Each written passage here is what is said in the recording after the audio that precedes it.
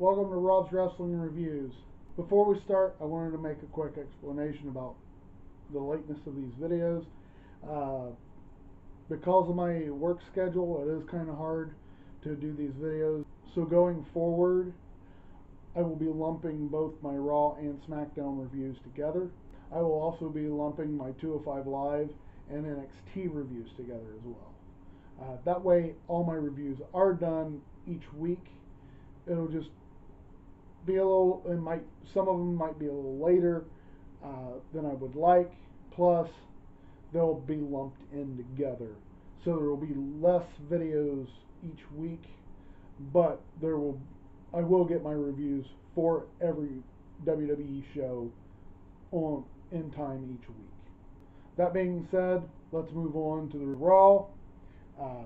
Raw starts with Kurt Angle coming out to the ring, and he explains that although Brock Lesnar was supposed to be there at Raw tonight, he will not be there. He did not give a real explanation of why. Kurt says he was not given a real explanation why either. This then brings out Roman Reigns, who we all know has had issues in the past weeks about this. And he comes to the ring and asks, why wasn't he told until he just heard from Kurt Angle before anyone else told him? He was told by Paul Heyman that Brock Lesnar would in fact be here for Raw this week. He says there is only one person really to blame for this, and that's Vince McMahon. He goes on to say that Vince McMahon has been protecting Brock Lesnar, even though if anyone else would do what Brock Lesnar has been doing and no showing Raws and pay-per-view appearances, they would be fired immediately. He goes on to say the only reason that Brock Lesnar has not been reprimanded is because he is Vince McMahon's boy, and that if Roman Reigns would skip a Raw, that he would be suspended or fired.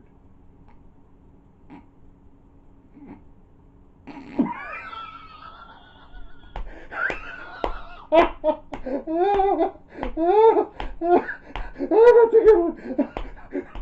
Roman Reigns be fired. Good one.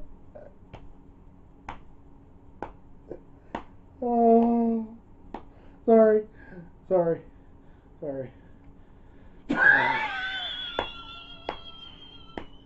Let's face it, we all know this is BS.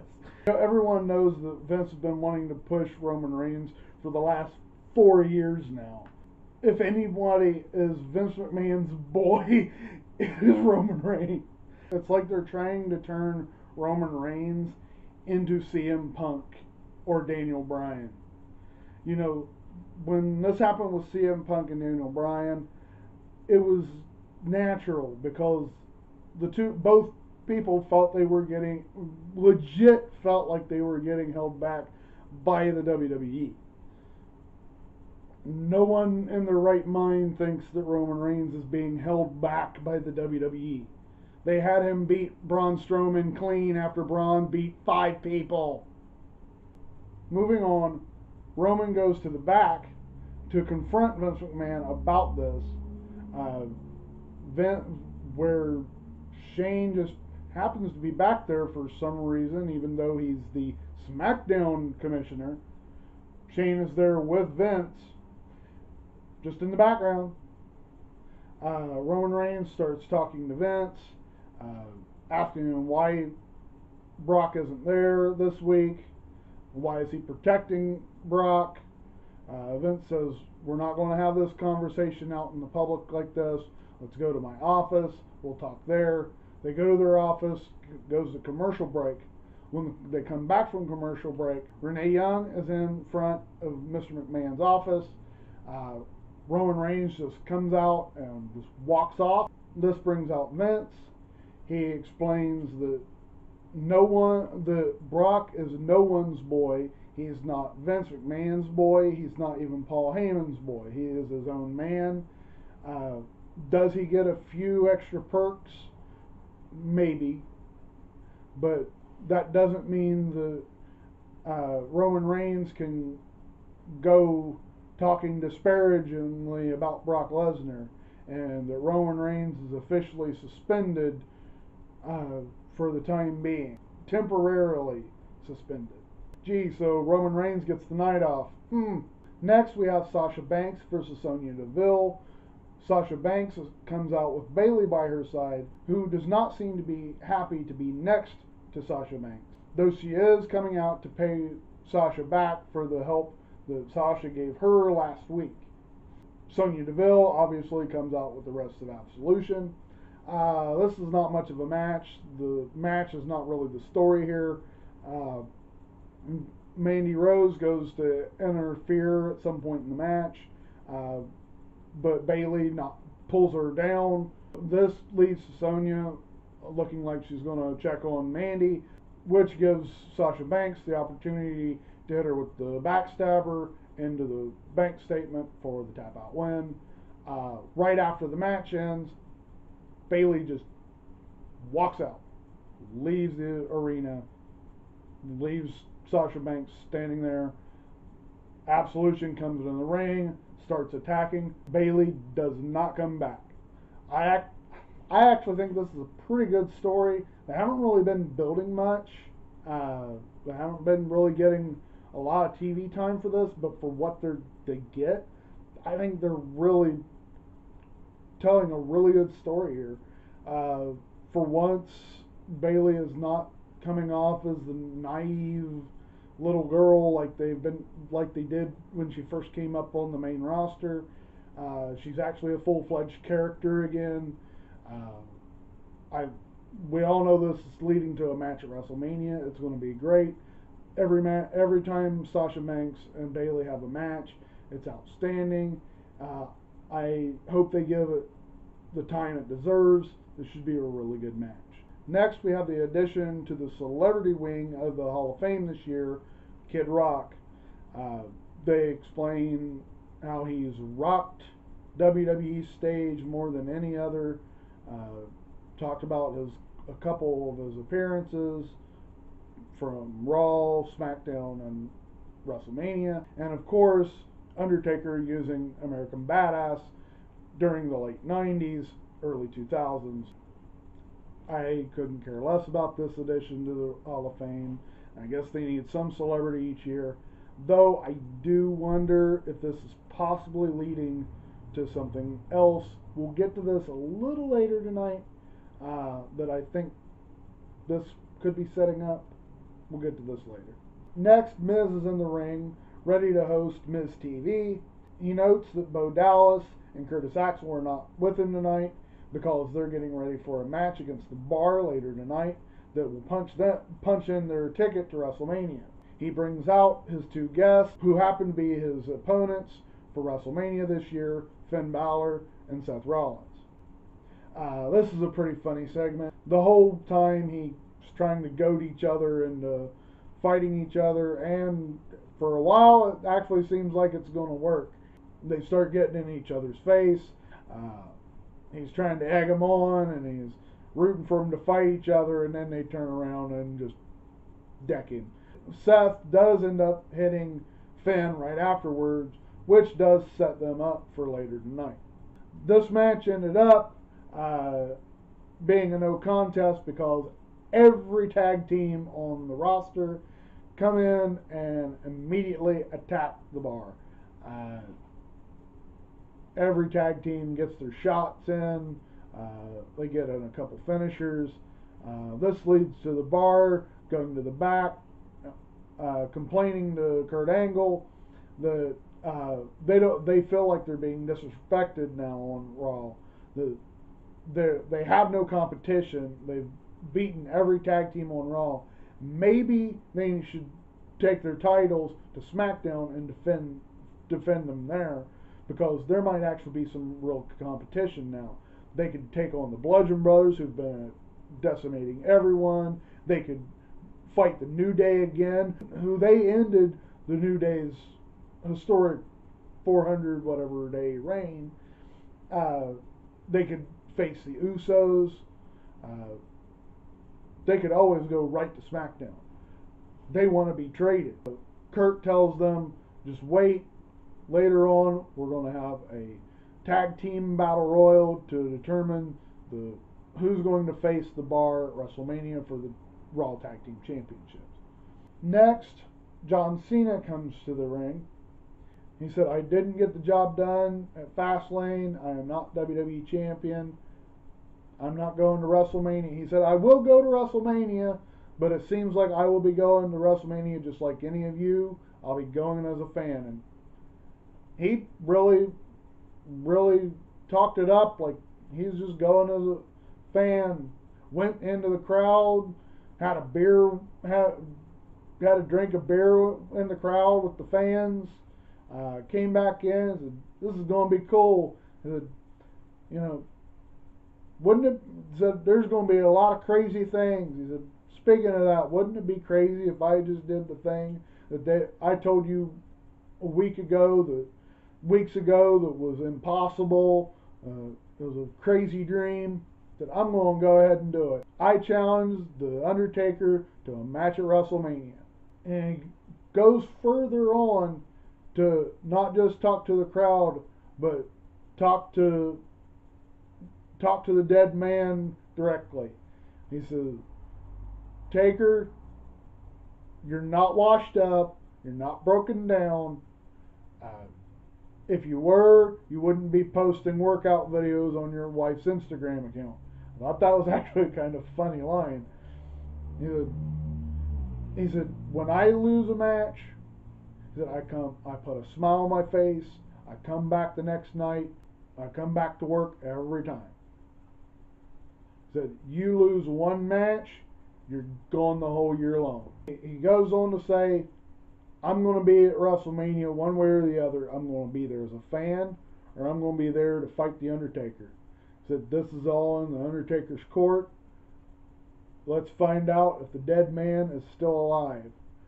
This has me wondering, with Kid Rock being inducted this year, them using a Kid Rock song as the theme song for this year's WrestleMania, I wonder if we're not going to get the dead man Undertaker, but if we're going to get the American Badass Undertaker instead.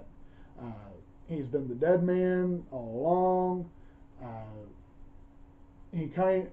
I wonder if when he buried the Undertaker last year, we all saw it as he was retiring, but I now wonder if that was him burying the dead man gimmick of the Undertaker, and he is now going to be the American Badass Undertaker instead, which is a fresh take. I wouldn't mind seeing it, but I think I have a feeling at WrestleMania we're going to hear American Badass play Undertaker out instead of the traditional dirge.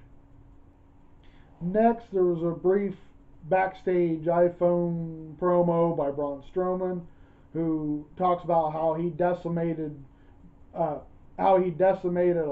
last week in the Symphony of Destruction match, dropped a piano on him. That Elias is lucky that no one ever used an anvil as an instrument, and nobody showed him stomp. Braun says that he's going to carve his own path to WrestleMania later tonight. Next, we have the match between Finn Balor and Seth Rollins. This was another fantastic match. Every time they were in the ring together, they put on a great match. But this match had a really good ending to it. Seth goes for his superplex, lands the superplex. When he rolls him back up to do the Falcon Arrow, Finn reverses it into an inside cradle and gets the 1, 2, 3. Then they have the announcement that there's been a lot of discussion about. They announce that at WrestleMania, that along with the Andre the Giant Memorial Battle Royal, that they are adding the Fabulous Moolah Memorial Battle Royal. There's been a lot of talk about this. Yes, Fabulous Moolah was a big name, well respected for years, but she had a long history of holding back just about every other woman in wrestling. So to dedicate a match to someone who has kind of a iffy background does sting a little bit. I probably wouldn't have used her name. Uh, Possibly another wrestler, but they already used Mae Young for the Mae Young Classic tournament earlier, or the Mae Young Classic last year. So they had to have someone. I just don't know.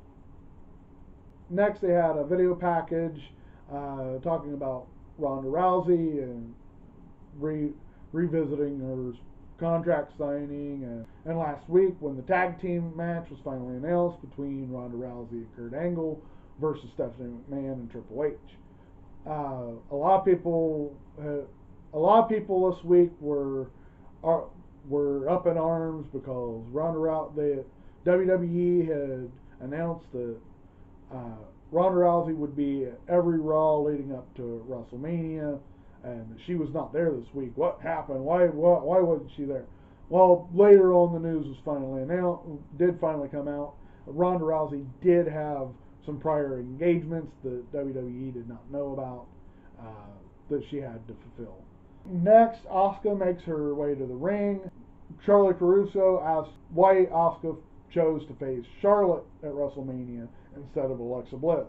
This then leads to Alexa Bliss coming out and saying Asuka's a very, despite what people think, because there is the language barrier, Asuka is not a stupid person. She's a very intelligent person, and that any intelligent person would make sure that they didn't wrestle Alexa Bliss at WrestleMania, because there's no way that she would win a match against Alexa Bliss.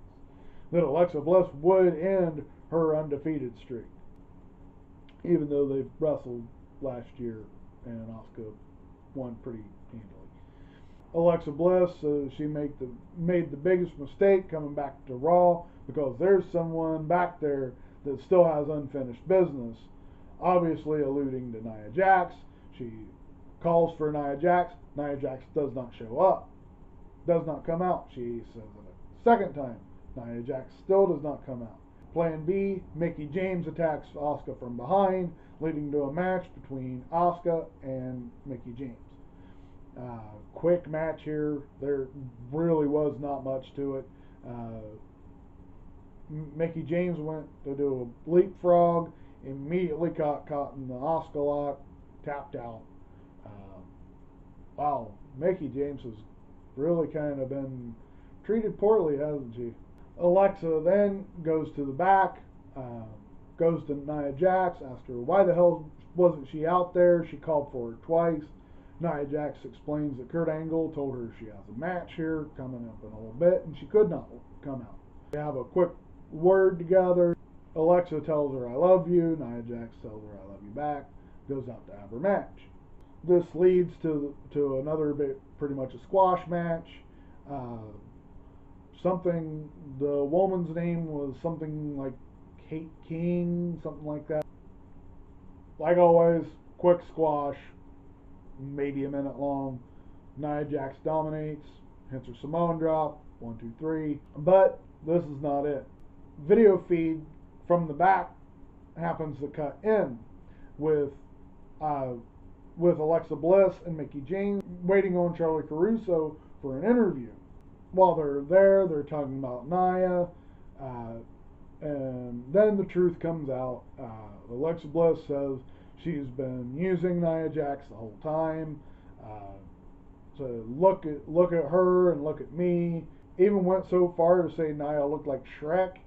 Some really terrible things being said here. And of course, along with the crowd, Nia Jax goes absolute crazy.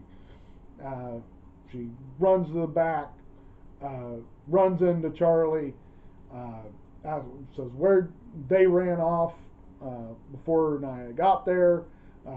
She tears up the locker room. I was kind of hoping to see her throw Charlie Caruso. Speaking of this,